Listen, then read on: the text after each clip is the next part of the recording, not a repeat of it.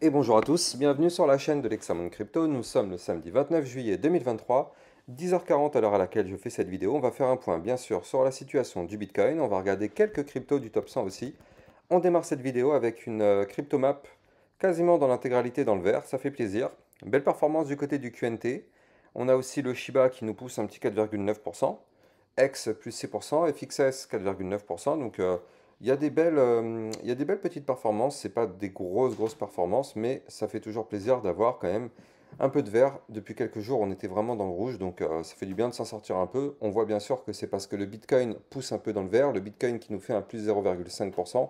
Donc forcément, quand le Bitcoin va bien, tout va bien en général.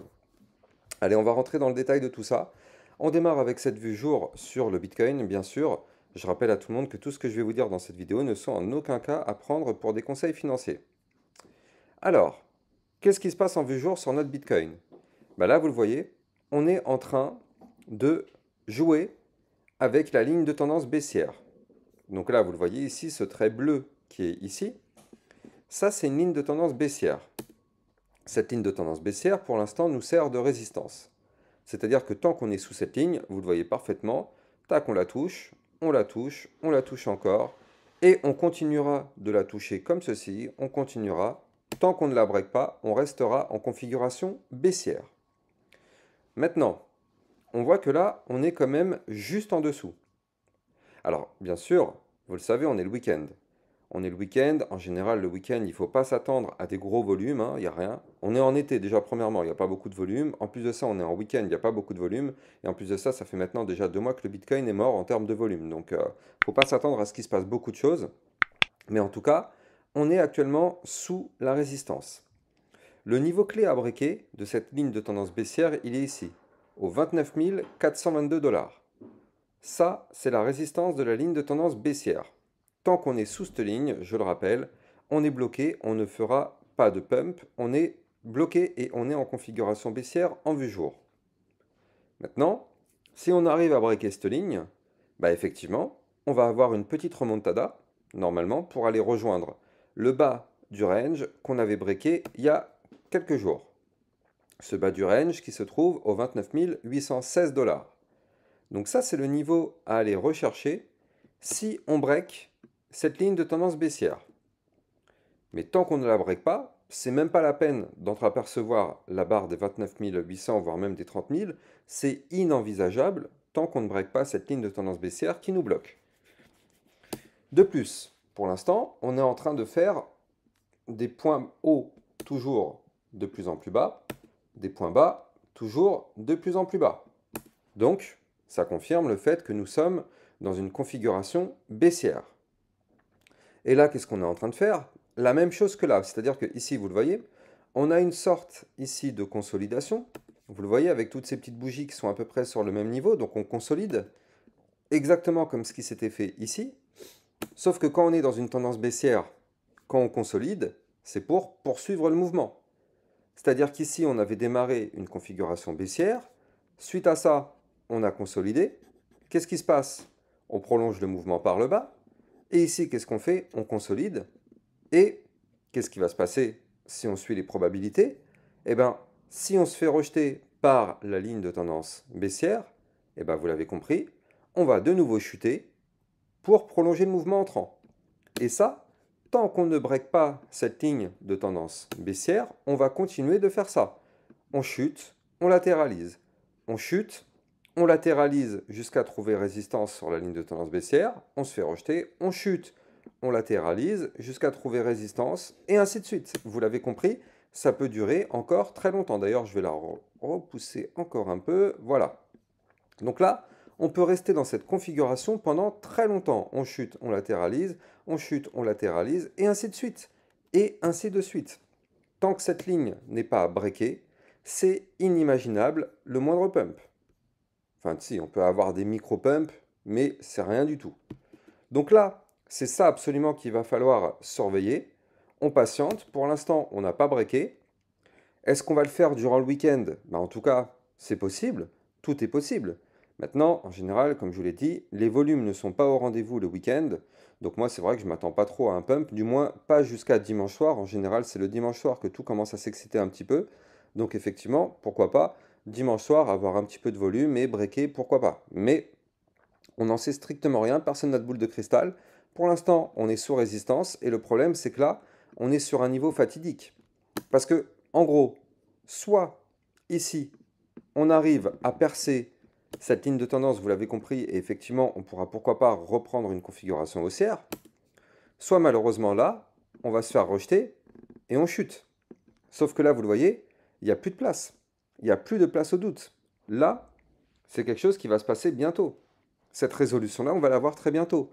Soit, par exemple, aujourd'hui, on arrive à transpercer la résistance et on remonte. Soit, aujourd'hui, vu qu'on est dessus, hein, là, regardez ça, on est pile poil sur la résistance. Soit on se fait rejeter et malheureusement, on chute. C'est comme ça. C'est comme ça. C'est aussi simple que ça. On y est malheureusement. C'est ici, aujourd'hui ou demain, parce qu'il y a peut-être encore la place d'une petite bougie ici, mais ça ne prendra pas plus de temps que ça. Donc là, résolution du mouvement, très bientôt. Soit on se fait rejeter par la résistance, on chute, on ira chercher la résistance suivante des 28 575 $. Zone de support. Hop, qu'est-ce qui va se passer quand on va toucher le support? On va latéraliser un petit peu, on va de nouveau aller chercher la résistance de la ligne de tendance baissière. Si on se fera rejeter par celle-ci, la résistance suivante, le support suivant sera les 27 430 $. Et là, à ce niveau-là, c'est pareil, hein, on peut continuer. On aura peut-être une latéralisation pour aller chercher la ligne de support suivante, 26 858, et enfin les 25 262 $. Ça, c'est ce qui nous attend, c'est ce qui nous pend au nez tant qu'on est sous cette ligne de tendance baissière. Donc vous l'avez compris, il ne faut pas être pour l'instant optimiste, du moins dans une échelle de temps court terme, hein, parce que je rappelle que là c'est de la vue jour. Donc de la vue jour, ça peut prendre plusieurs jours, plusieurs semaines.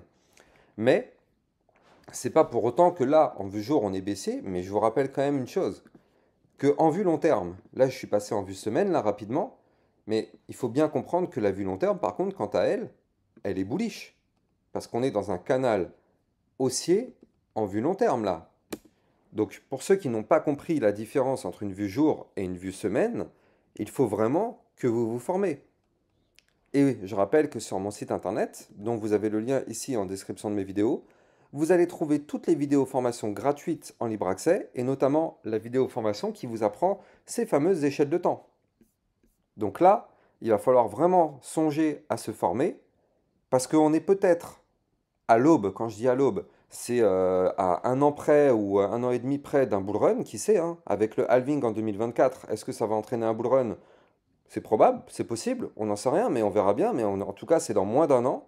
Donc c'est maintenant qu'il faut commencer à se former pour justement avoir les meilleures positions pour le bull run. Donc si vous voulez vous former, toutes les vidéos formations sont gratuites en libre accès sur mon site internet. Maintenant, si vous ne voulez pas vous former et vous voulez rester comme certains le font dans l'incompréhension, c'est dommage. C'est dommage parce que là, par exemple, il y en a qui disent que là, effectivement, là, le Bitcoin est en vue long terme baissier, on va faire que chuter, chuter, c'est fini. Moi, je suis désolé, mais quand je vois ça, quand je vois une vue semaine sur le Bitcoin qui est complètement haussière, on est dans un canal ascendant, on a potentiellement une grosse tas de séances.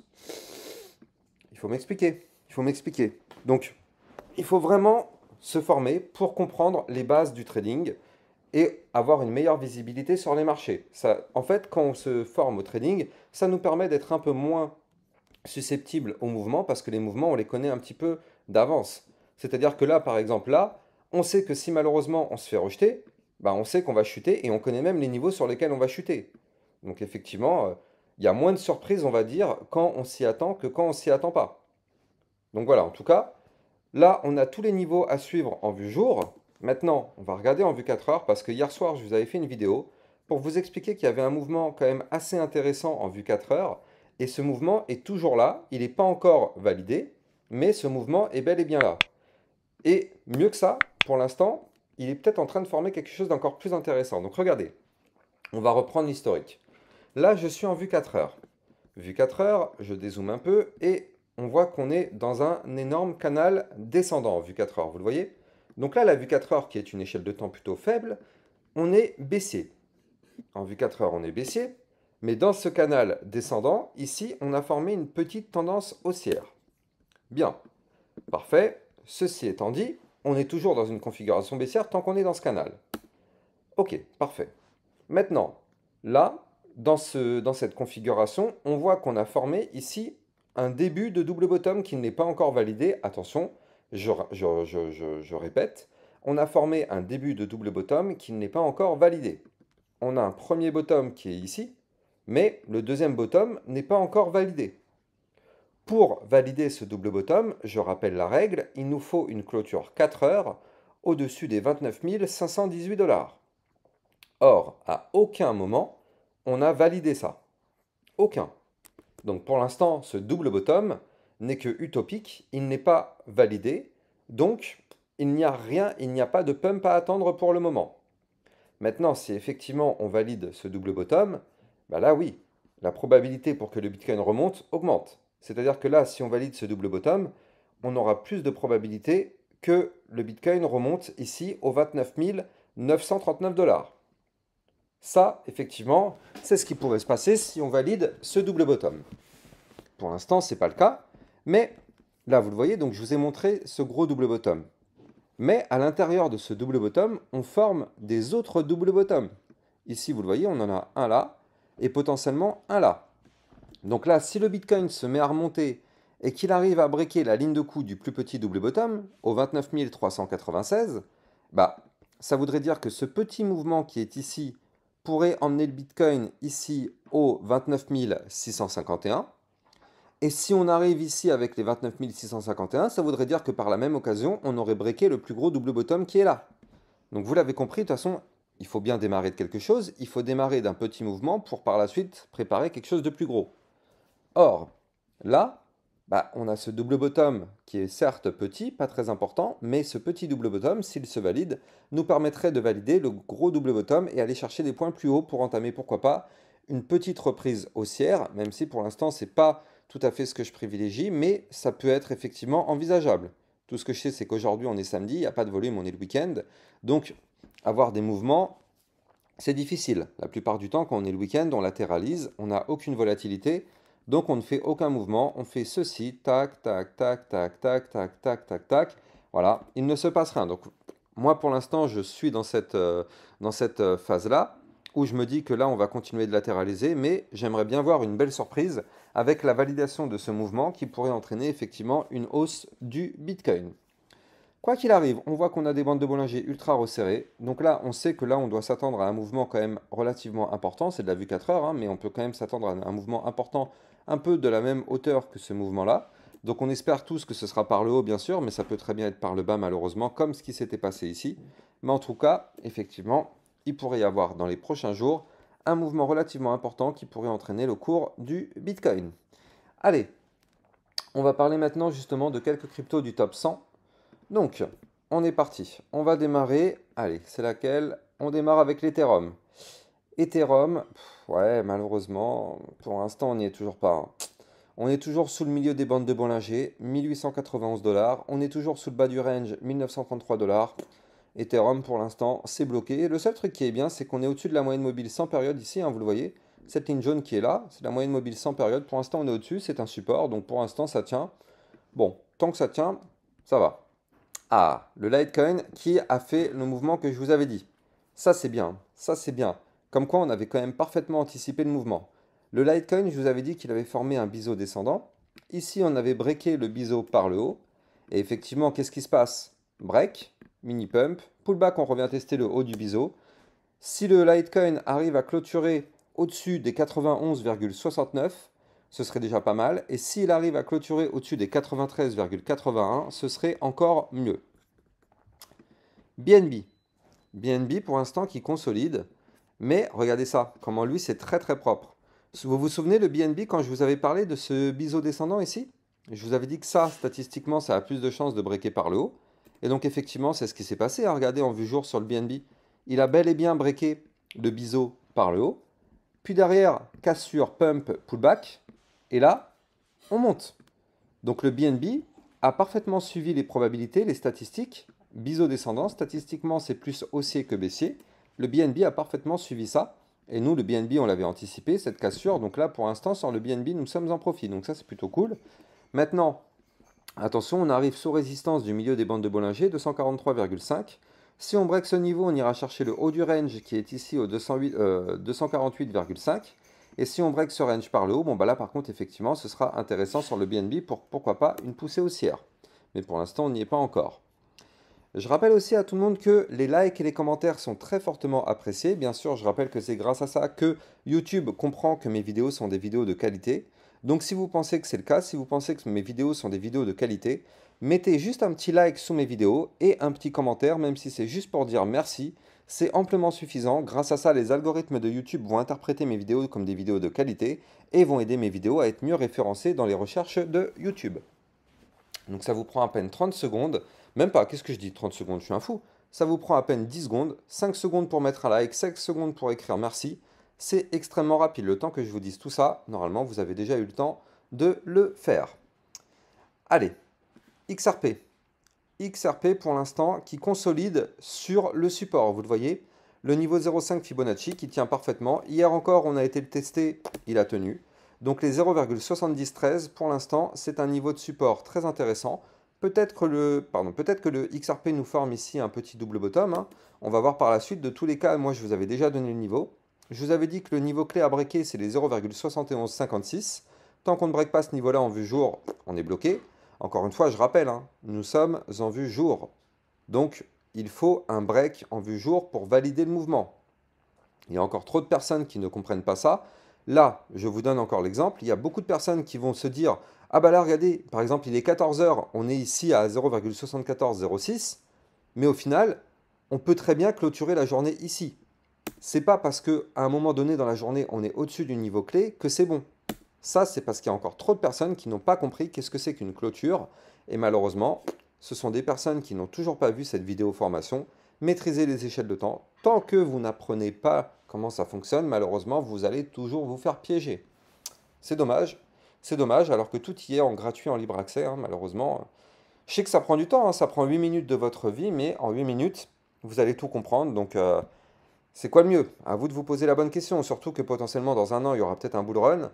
C'est quoi le mieux? Est-ce que vous ne pensez pas que c'est le bon moment pour se former? Moi, perso, je pense que oui. D'ailleurs, même moi, hein, je continue de me former. J'ai acheté des nouveaux livres sur le trading un peu plus poussés, sur des choses un peu plus complexes et plus poussées par rapport plutôt à du trading sur la bourse traditionnelle.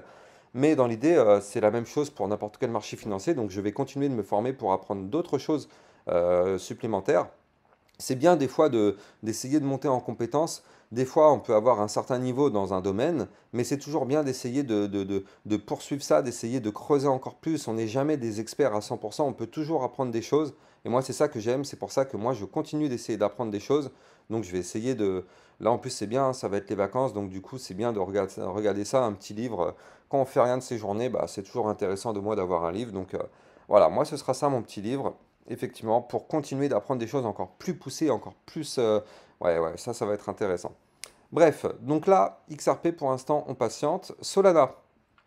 Solana qui est maintenant pas loin du haut du range à breaker. 26,205, c'est ça le niveau clé à breaker. Donc on n'est pas très très loin, hein, mais pour l'instant, on n'y est pas encore. Et le Matic. Le Matic, et ouais, ça y est. Et voilà, le Matic, il y est quasiment sur son bas du canal. Regardez, je le prolonge un peu. Je vous avais dit, hein, rappelez-vous, quand on était ici, je vous avais dit, bon bah là, le Matic, c'est mort. On va aller chercher le bas du canal. Qu'est-ce qui se passe? Il a fait que chuter pour aller chercher le bas du canal. Par contre, quand on va arriver sur le bas du canal, qui sera ici, aujourd'hui, au 0,71, et demain, pardon, 0,6939, et demain, ici, au 0,6982, bah effectivement, le bas du canal étant une zone de support, là, ce sera un pari à prendre. Soit on parie sur le fait que le support du bas du canal va tenir, et dans ce cas-là, effectivement, on peut se dire, bon bah moi je pense que ça va tenir, donc je vais prendre un long pour aller chercher le haut du canal. Soit on se dit, bah non, moi je pense que le bas du canal il va lâcher, donc là je place un short, mais en général quand on veut shorter, c'est plutôt ici sur la réintégration que là. Parce que là on short un support, c'est peut-être pas forcément une bonne idée. Les supports sont faits pour être longues, les résistances sont faites pour être short. Mais bon. Encore une fois, ça c'est de la formation, ça ce sont des règles de bonne pratique, tout est sur mon site internet encore une fois, donc n'hésitez pas d'aller regarder, c'est une mine d'or pour tous ceux qui veulent évoluer dans le domaine du trading. En tout cas, j'espère que vous avez kiffé cette vidéo. Encore une fois, tout ce que je vous dis ne sont pas des conseils en investissement. Si vous avez kiffé cette vidéo, n'oubliez pas de la liker, la commenter, partagez-la au maximum. Et n'oubliez pas que j'ai un Twitter officiel sur lequel je vous diffuse plein d'alertes en temps réel, plein d'autres choses. D'ailleurs, hier, je vous avais fait un petit sondage pour vous demander si effectivement vous pensez que le Bitcoin allait valider son double bottom.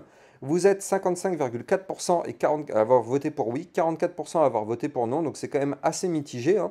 Donc effectivement, n'hésitez pas d'aller remplir encore ce sondage, hein, il est sur mon Twitter officiel. Et sur mon Twitter, je rappelle aussi que vous allez trouver des analyses techniques aussi en temps réel, des alertes en temps réel sur le Bitcoin et sur n'importe quel autre crypto du marché. Donc n'hésitez pas d'aller me suivre, vous avez le lien de mon Twitter officiel ici en description de mes vidéos. Quant à moi, je vous souhaite un excellent samedi, je vous dis à plus tard pour une prochaine vidéo. Ciao ciao.